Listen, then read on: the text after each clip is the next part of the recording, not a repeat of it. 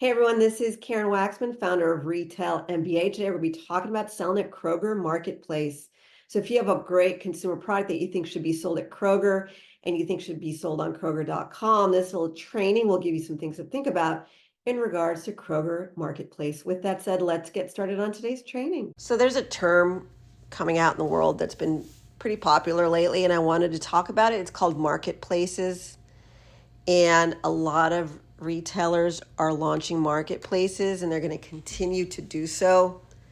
And I wanted to explain marketplaces so that you get excited and also you get clarity for making money and what it all means to you. Here's what a marketplace is. Typically, it's where a retailer will let you sell your product to them on their website. For instance, Michael's Stores created a marketplace called Makerplace for products that want to be sold on Michaels.com. Walmart originated this with Walmart Marketplace. It was a way to compete with Amazon. Amazon showed up and people were able to throw their product up on a website, and Amazon drives the people to that site. You benefit from that. You sell a lot of products. A lot of people made a lot of money. Marketplace showed up because Walmart said, I'm going to lose market share to Amazon, and amongst other things. Also, it's a good idea. If Walmart has millions and millions of people going to their website, and that means that I can leverage all of the work we did with that website, with all the people and eyeballs and people coming to that site, and I can create something where an individual who's selling a product can put their product on our website if they get approved. So it's a form you fill out, and then if approved, you're on Walmart.com or you're on Michaels.com or all the other ones. So essentially, a marketplace for the retail chains really means that they are leveraging what they've been doing. And also, Walmart Marketplace told all the other retailers it's working because Walmart benefits from this in that they have products they buy with buyers. All day long, buyers are buying products at Walmart. But for the marketplace, they're just leveraging their website and they're not dealing with buyers.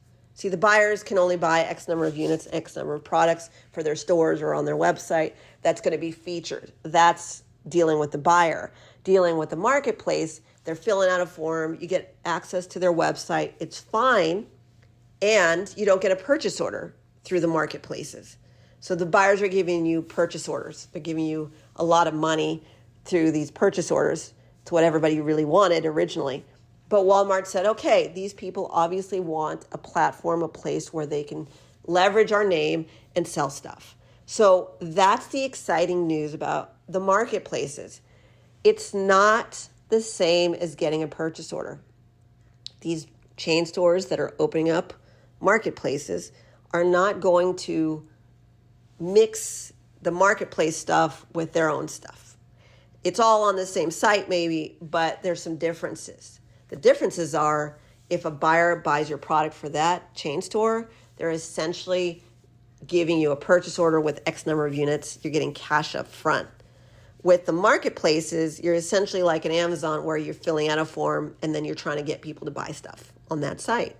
Now, you will benefit from it being on Amazon and Amazon getting a lot of people to go to that place, but you're not getting a purchase order unless you work with the Amazon buyers. And buyers exist on Amazon. They actually have buyers who buy certain products, which is not what 90% of all the people do. They're actually going directly and filling out a form of submitting their product on Amazon and selling it and then sending advertisements to their page and so forth and building out a business that way. So the chain stores are doing the same thing. They're creating their own Amazon basically. And if you have been hearing that the marketplaces are better than actually selling directly to the stores, then you're hearing incorrect.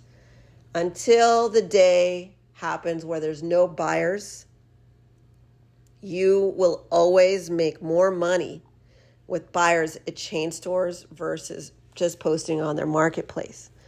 So a lot of these retail chains like Macy's and so forth are building out marketplaces and you can benefit simply by being able to put your product on their website, but it's technically not the same as working with a Macy's buyer and getting a purchase order. I've said this 18 different ways.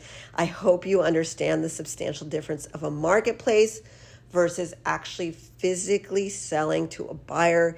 There's content that you're throwing up on a site is not the same as a buyer giving you cash.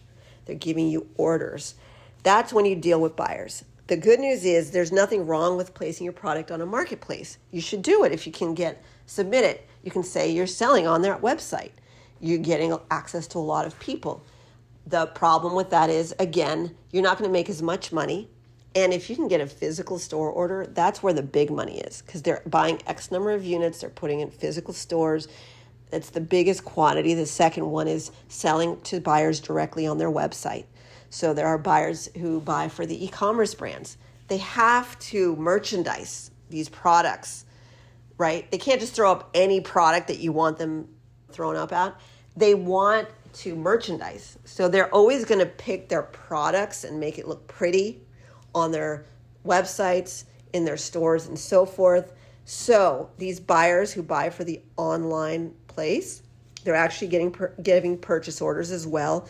And also they're very selective as to what products they're putting on their website. So the Walmart buyer is very different than the marketplace situation, where the Walmart buyer is actually buying stuff either for their stores or their website, and what they're buying is very exciting, new, interesting, innovative, whatever it is that they're buying. Products they're converting, they're willing to give money to it. The marketplace is another revenue stream for Walmart, and also it supports you. So it's a win for all. You're going to see a lot more chain stores opening up to this, because then Amazon loses market share. It balances out. Some people don't want to go through anything other than their favorite stores. It's going to continue to grow. Honestly, it just comes down to this. Do you want a purchase order, cash in hand? Do you want bigger numbers? Get the buyer to buy stuff from you. That's not the same as a marketplace. If you want to learn how to do all this, our Retail MBA training and coaching system is listed on retailmba.com. We'll teach you how to talk to buyers, how to get them to buy, even if you've never sold anything in your entire life. It is a powerful program. We sold some version of this for over a decade, and we've been teaching people how to get into chain stores since 2009. This is Karen Waksman, Retail MBA. I hope you understand the difference between a marketplace and submitting your product onto their site versus getting a buyer to buy. They are popping up everywhere. And if you think that just selling to Walmart Marketplace is going to make you the big bucks, you're wrong. The big money comes in with the buyers, and that will be across the board for all the different retailers. And I just wanted to create a generalized one so that you understand that it matters that you see how they're popping up, why they're popping up, what that means to you, and where the money is. If you're going to be placing your product on a marketplace, create beautiful imagery, make it look good, look at the content, make sure your SEO, search engine optimization, is correct, like the words you use is wonderful, and also definitely share that you're selling on these sites, but continue to build your brand up and try to get those buyers to buy, because that's where baller money happens. That's where the real money happens. Karen Waksman, Retail MBA. I hope this helped. Thanks so much.